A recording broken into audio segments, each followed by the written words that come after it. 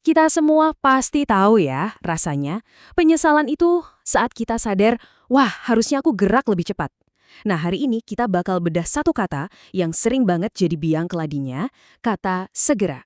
Oke, kita mulai. Aku tahu, seharusnya aku melakukan sesuatu. Kalimat ini, wah sering banget kan kita dengar. Atau mungkin kita sendiri yang ngomong, biasanya pas semuanya udah terlambat. Rasa nyesel ini tuh kayaknya dirasain semua orang, dan biasanya sumbernya cuma satu. Dan sumbernya itu adalah apa yang kita sebut perangkap segera. Ini bukan soal kita menolak bertindak loh, tapi ini soal penundaan yang halus banget, yang kita kasih ke diri sendiri. Dan seringnya, konsekuensinya berat banget. Dan yang paling ironis ya, krisis ini tuh jarang banget datang tiba-tiba. Tanda-tandanya udah ada dari jauh-jauh hari. Kita bisa ngerasain tegangnya. Dan kita bahkan ngomong ke diri sendiri kan, nanti deh bakal ku kerjain segera. Terus gimana ceritanya janji simple ke diri sendiri ini bisa jadi jebakan yang kuat banget? Oke, ayo kita bedah bareng-bareng cara kerjanya. Nah, ini dia intinya. Bahayanya kata segera itu bukan karena dia maksa, tapi justru karena dia halus banget. Dia nggak kerasa kayak tembok penghalang, tapi lebih kayak, pintu yang kelihatannya selalu kebuka ke masa depan, di mana kita ngerasa punya banyak waktu. Nah, ini nih yang bikin kata ini licik banget. Kata segera itu seolah-olah ngasih kita ilusi kalau waktu kita masih banyak, kesempatan masih ada nanti. Padahal, kenyataannya, pas momen yang kita sebut segera itu datang, kesempatannya udah makin sempit atau bahkan udah lewat sama sekali. Coba deh perhatiin cara kerjanya. Jebakan ini tuh nggak ngelarang kita secara paksa. Nggak ada tuh tembok gede yang hadang.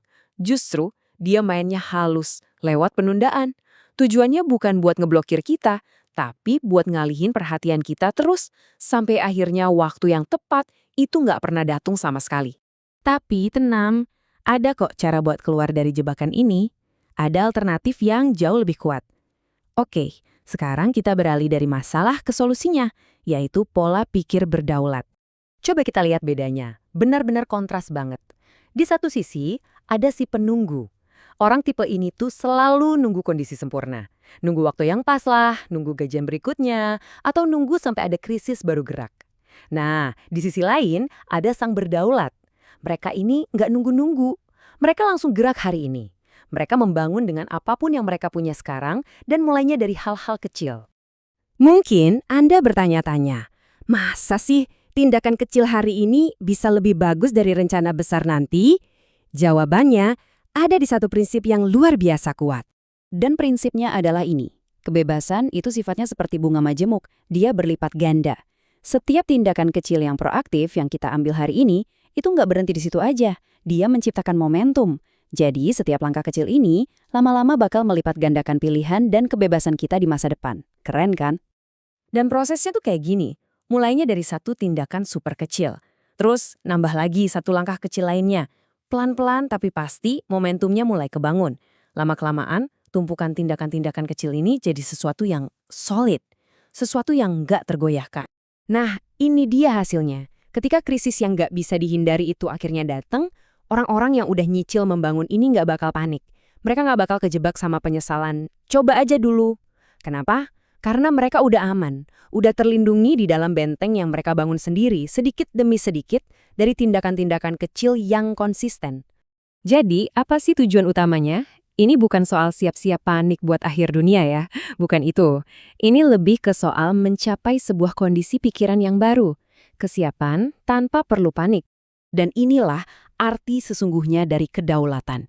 Ini bukan soal berkuasa atas orang lain, tapi soal menguasai diri sendiri.